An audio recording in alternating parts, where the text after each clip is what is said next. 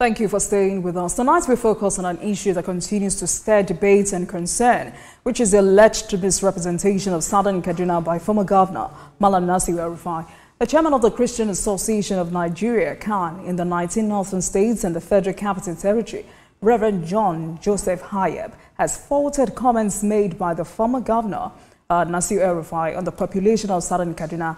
Malam Nasir El-Rufai had earlier claimed that the people of Southern Kaduna account for less than 25% of the state's population, adding that he had no regret over his actions and policies toward the region during his 8 years in office. Today, we're joined by the Chairman Christian Association of Nigeria in 19 northern states and the FCT, Reverend John Hayab, to help us understand CAN's position and what it means for the people of Southern Kaduna, for unity and for the future of the state. Thank you so much for joining us tonight, Reverend. Good evening to you, sir. Thank you. Thank you for having me, and good evening to all our viewers. Thank you. So let's begin by understanding CAN's position, Reverend. I mean, you've described the governor's remarks as dangerous and divisive, but what specific statements or actions by the former governor do you believe misrepresents the people of Southern Kaduna? Thank you very much. I think I need to put this clear. In 1999, when Nigeria returned to democracy, Alhaji Ahmed Mohamed Makarfi became governor. Many people were still angry with the military juntas. Many people were not yet certain with what democracy was going to bring. There were anger, there were resentment. Somehow, we find ourselves with the Sharia crisis that was not actually a problem of Kaduna, but was imported from Zamfara to Kaduna. Makarfi, in his wisdom, managed it and brought the people together. Then, in 2007, Architect Namadi Sambo came on board as governor. He actually was the one who established what today we call in Kaduna Operation Yaki. He came and launched that to further consolidate security and promote unity. God elevated him to become the Vice President of Nigeria, and Mr. Patrick Ibami Yakowa became governor. He worked to promote that togetherness, to further encourage people to be together. Then death struck, and Yakowa was no more. Ramalan Yero also became governor and did his best to continue to promote unity. In 2015, El-Rufai came. To many of us, we saw him as someone who have read very well, who is exposed, and considering his antecedent as the former minister of the FCT, we had high hope. Unfortunately, it wasn't long. He turned our hope into sorrow. Southern Kaduna became an area where every week you are either burying people 20, 30, or 40. Large number of people were kidnapped. If you even cry out and show concern that things have happened to you, El-Rufai do not have that human sympathy or empathy to show concern. Instead, he will address you badly, he will castigate you and even call you names.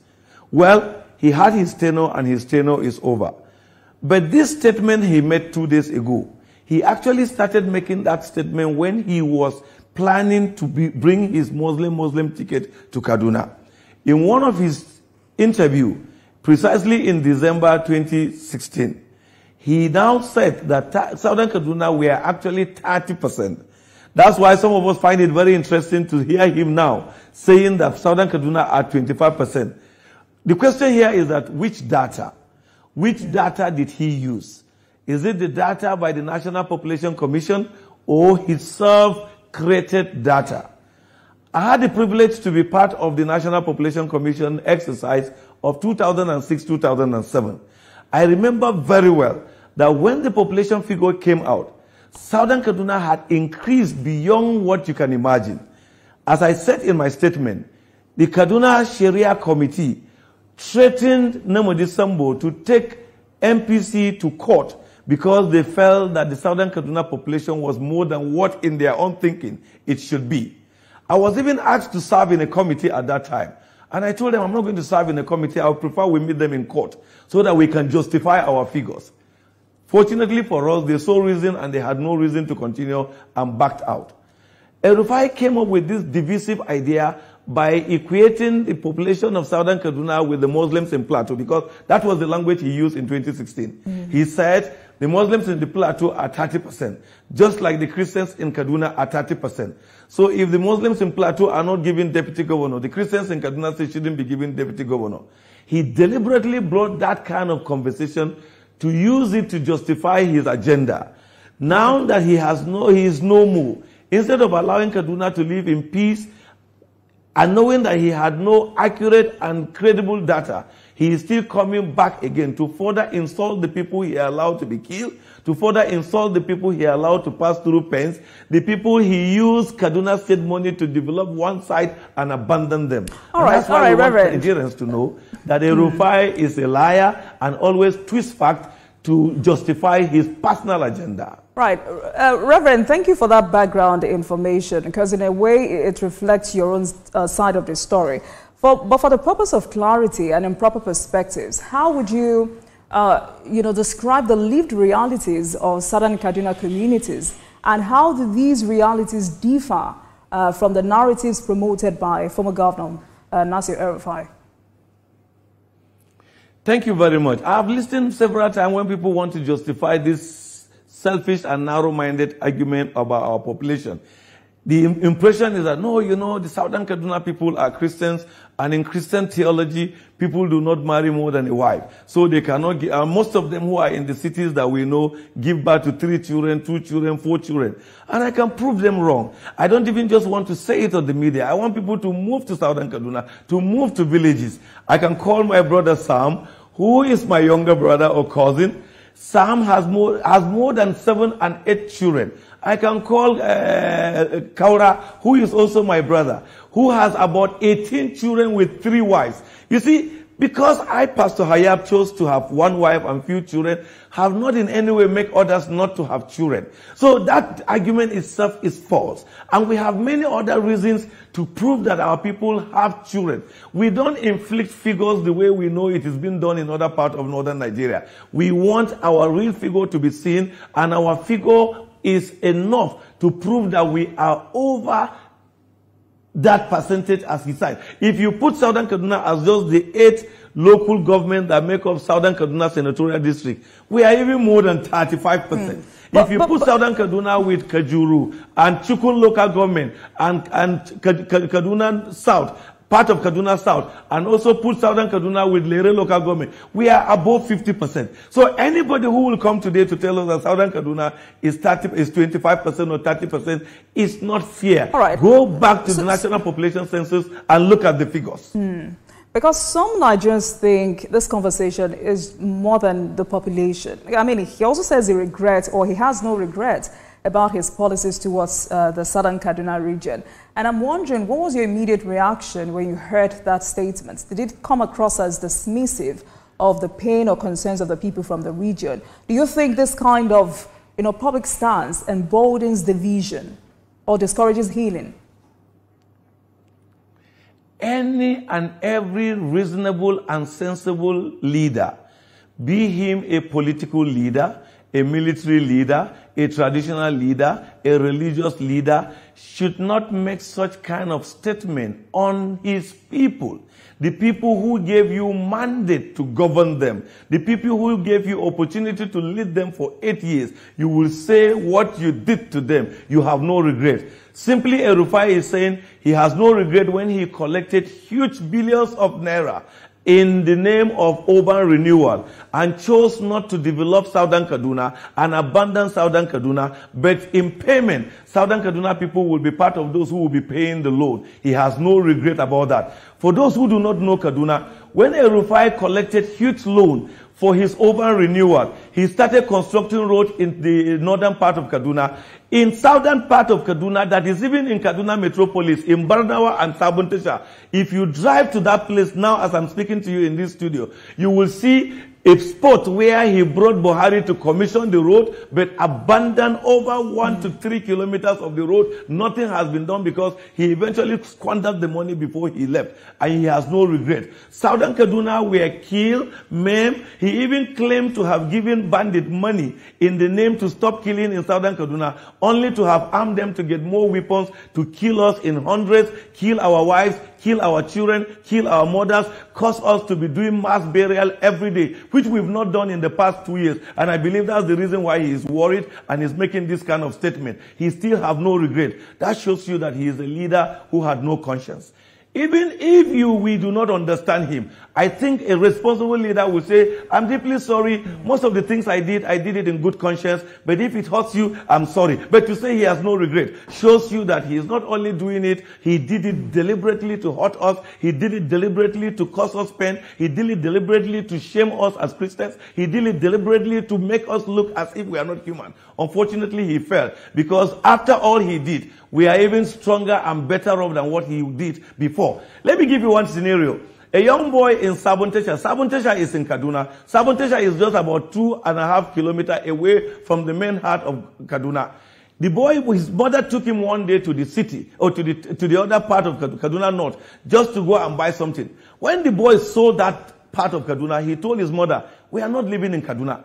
And the mother asked him why. He said, how can we live in such a very bad road and then Kaduna looks like this? Then this one is not Kaduna. That was the Kaduna El-Rufai gave to us. Right. That was the kind of Kaduna El-Rufai was going to media and telling. So he has no regret, because he deliberately wanted to cheat us, cheat the next generation. But you see, God has a way. I've told our people that, you see, if El-Rufai chose not to construct road for us so that we'll continue to go to mechanics, if God is God, a time will come, another governor will come, who will realize that all the roads where El-Rufai have built are good, and he will come and build our own roads. All right, Reverend. That time, so our road will be newer, and then those roads will be old.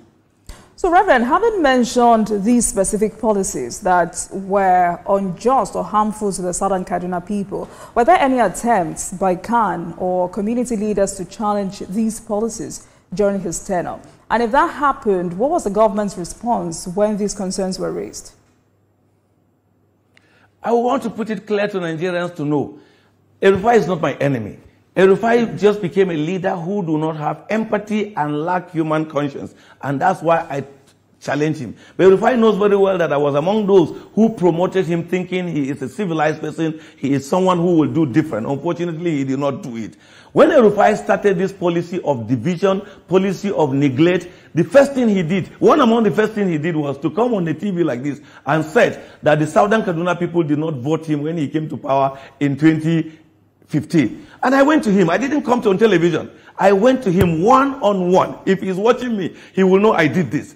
I sat and I told him, why will you even say this? He was saying, I said, wait a minute, let's just use 3 local governments. Number 1, Jama'ah local government. In the election of 2015, the total vote cast in that local government was 86,000 votes. You got 39,300 and something votes. And the other PDP candidate got 40-something thousand votes. And he now say, oh, it is true, Reverend. I actually got 47.8%. So why are you saying, and the requirement of the law is for you to just have 25% in certain number of local government. In Kachia local government, the total vote cast was over 62,000. And the difference between him and the other person was just 1,000. Kachia is in Southern Kaduna, Jama'ah is in Southern Kaduna. But let me come back. In Kagoko local government, he won. It is Southern Kaduna. In Kauru local government, he won. Even in Sanga. And I asked him, why will you say they didn't vote for you?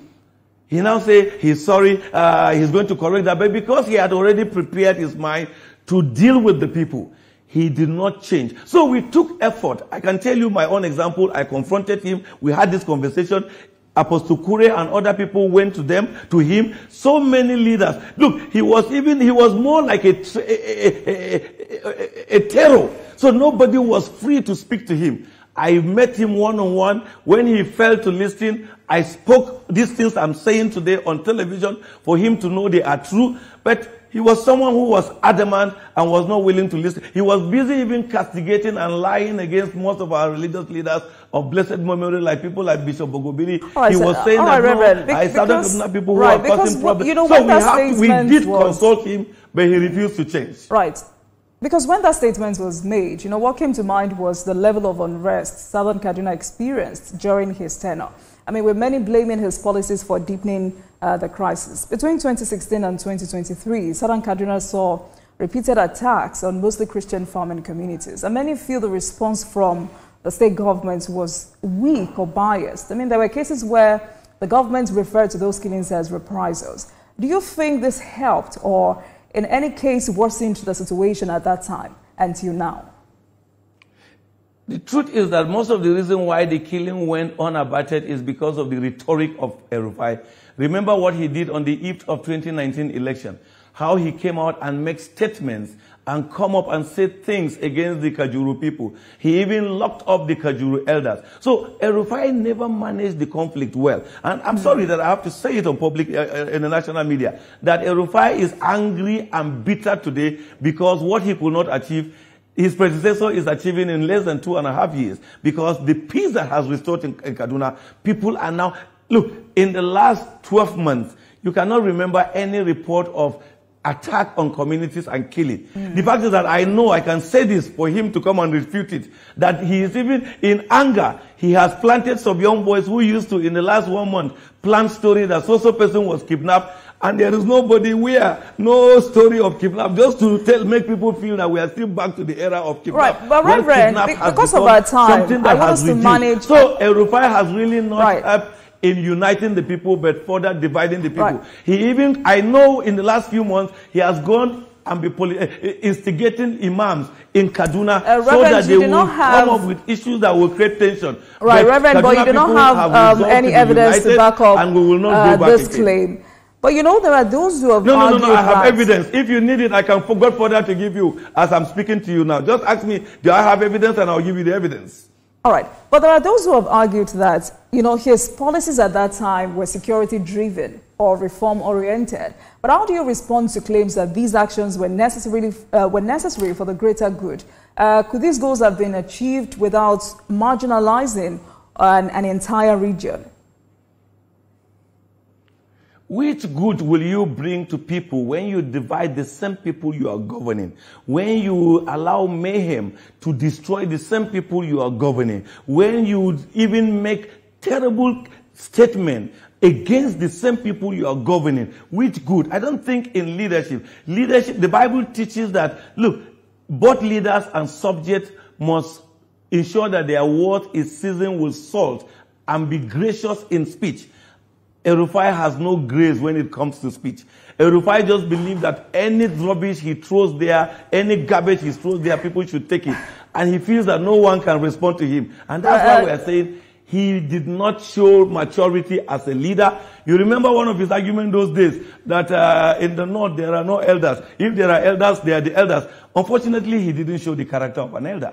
He's even a disgrace to being an elder. So that's what is happening, and that's what he has lost out, seeing progress happening in the state, seeing people coming to embrace one another, seeing faith leaders coming to sit together and discuss, no more killing, no more mass burial. So in anger and bitterness, he now used another opportunity to now tell people he now moved from his 30% to 25% and say he has no regret. It's unfortunate. And every leader must learn to unite his people, not destroy his people. Right. So in less than 1 minute, from your perspective, what would justice and reconciliation look like for the people of Southern Kaduna? As far as people of Southern Kaduna are concerned, we are citizens of Kaduna, Nigeria, citizens of Kaduna State. We have nowhere to go and no one can chase us out.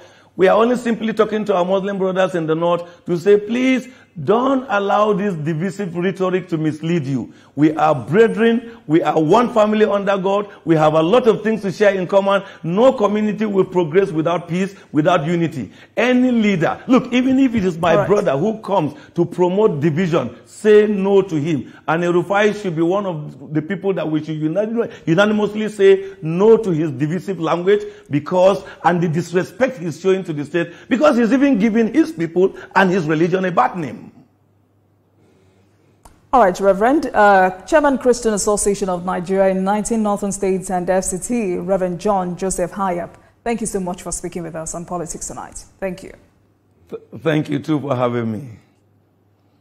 And thank you very much for watching, everyone. That marks the end of today's episode of Politics Tonight. But before we go, let's tell you that the views and reactions of our resource persons are theirs and have no connection with TVC News. Meanwhile, you can watch the repeat broadcast of this episode at 12:30 a.m. Get in touch with us on our social media handles, Facebook, Instagram, and X at TVC News NG and at Olajumo using the hashtag Politics Tonight. We're also on YouTube at youtube.com/TVC News NG. I am Olajumo Olatunji. Good night, everyone.